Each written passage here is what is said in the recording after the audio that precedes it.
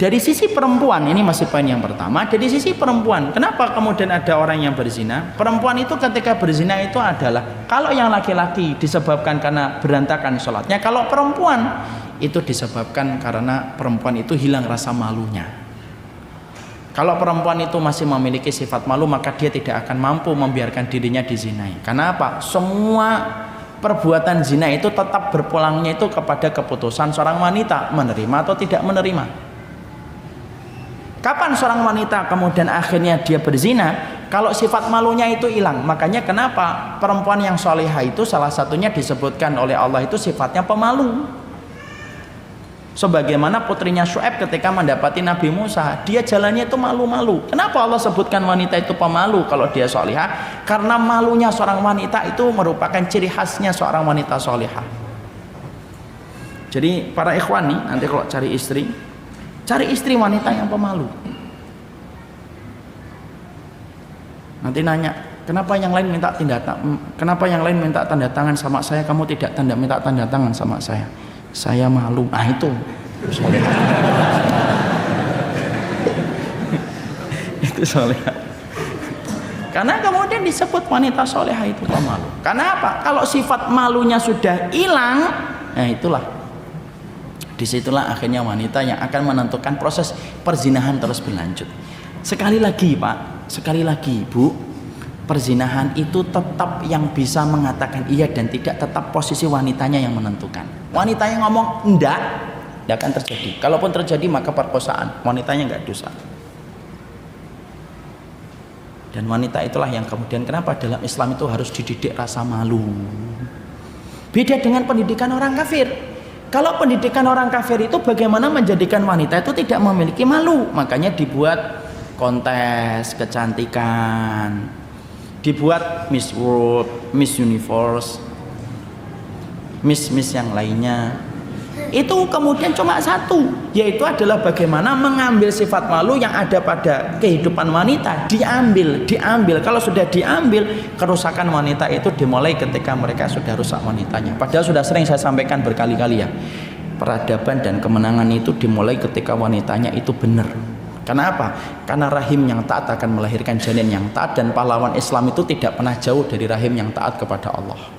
Kenapa orang kafir itu selalu membidik serangan mereka itu kepada kaum wanita muslimah dulu? Karena mereka tahu kalau wanita muslimahnya sudah bengkong, yang dilahirkan pun bengkong. Makanya kalau para wanita Islam itu tahu bagaimana kekuatan yang dimiliki oleh mereka itu, maka mereka pasti itu akan menjadikan seluruh kekuatan mereka untuk Islam. Maaf ya Pak dan Ibu, perempuan itu baru punya anak banyak aja ditakutin musuh. Kalau tidak percaya, tanya sama wanita Palestina yang rata-rata itu ditakuti sama Zionis Israel. Saya tuh dulu waktu di pondok sering bertanya, kenapa ya Rasulullah itu mengatakan dalam satu hadis wanita penduduk surga itu yang banyak anaknya? Kenapa ya Rasulullah itu sempat mengatakan fa ini mukatsirum bikumul umam yaumal qiyamah? Saya itu berbangga-bangga dengan umat yang banyak. Saya baru dapati jawaban yang paling realistis dan logis menurut saya masuk. Saya tetap mengimaninya pertama kali walaupun saat itu belum ketemu. Tapi akhirnya ketemu jawabannya ketika membaca tentang masalah Palestina dan negara Zionis Israel. Apa itu kaitannya Ustaz? Zionis Israel itu frustasi menghadapi Palestina itu bukan hanya karena frustasi menghadapi Hamas. Tapi Zionis Israel itu frustasi menghadapi bangsa Israel itu salah satunya karena dia frustasi menghadapi demografi masyarakat Palestina yang sangat tinggi. Kelahiran anak di Palestina itu tinggi. Hampir sama dengan Cina, hampir sama dengan India. Cuma tidak diberitakan aja karena Palestina kan negara yang tidak diakui. Rahimnya wanita Palestina itu subur. Dan membuat frustasi itu masyarakat Israel itu. Mereka bunuh 3 satu rumah, lahir 6. Buang sono 7 mati, lahir 12. Sampai kan kita pernah mendapati kan ada seorang wanita Palestina punya bayi kembar 3. Bingung kita, bayi kembar 3 dalam satu perut. Makanya disitulah saya baru paham, oh pantas Nabi itu bangga dengan umatnya yang banyak. Kenapa? umat yang banyak yang dilahirkan wanita-wanita yang memiliki putra-putra yang banyak itu semuanya nanti bermanfaat untuk memikul beban agama ini supaya lebih ringan ketika dipikul sama orang yang beriman itu banyak. Masya Allah ya, perempuan baru ngelahirin doang ditakutin, padahal cuma ngelahirin, punya banyak anak itu ditakutin. Makanya kemudian dijadikan kita itu nggak boleh sudah anaknya suatu aja, dua aja kan gitu. Sampai dijadikan orang itu hari ini itu kalau ada wanita punya banyak anak itu malu. Kan berhasil itu programnya itu. Makanya perempuan sekarang kalau punya banyak anak kan rata-rata malu.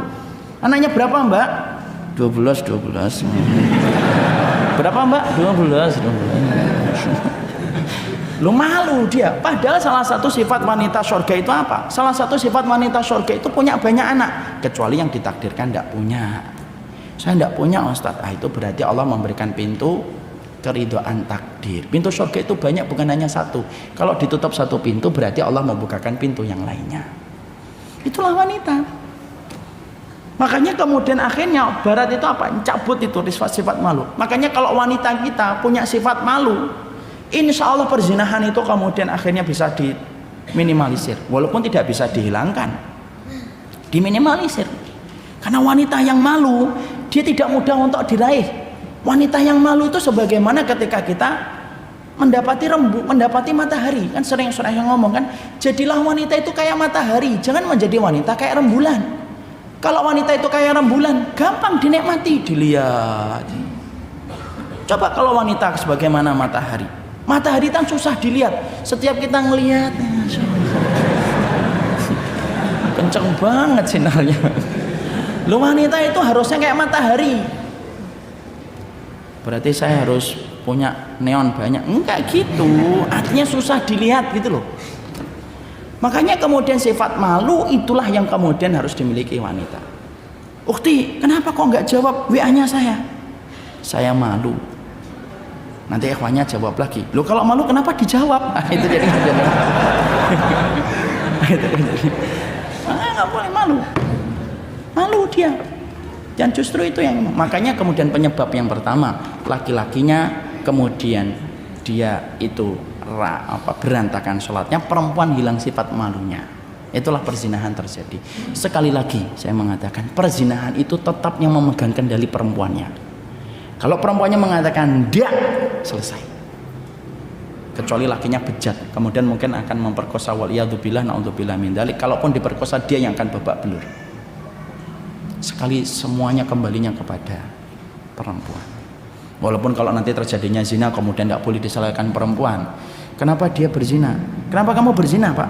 Karena dia mau Pak. Nah, nggak boleh gitu. Tetap dosanya sama dua-duanya, laki-laki dan perempuan. Makanya disebutkan kata zina itu pezina perempuan dulu. Wazaniyatu. Kenapa disebutkan pezina perempuan dulu? Karena dialah yang harusnya bisa menahan supaya perzinahan tidak perlu terjadi. Kapan? Kalau dia punya sifat malu. Makanya didiklah anak kita yang perempuan itu malu. Jadi kalau anak kita kecil malu, antum harusnya bangga sebagai orang tua. Ini kalau saya kadang-kadang ngetes tuh anak saya yang perempuan, es krim gitu. Es krim itu kalau di perumahan kan dia pakai sepeda motor kan cepet dia. Saya bilang panggil es krim nak.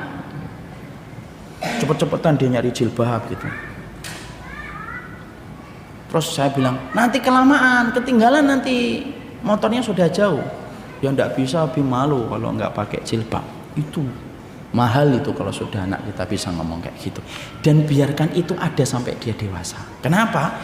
Kalau antum punya anak perempuan 1, 2 sudah punya sifat malu, dan sifat malu itu menjadikan dia menjaga dirinya sampai pernikahan, itu sutrohnya antum dari api neraka.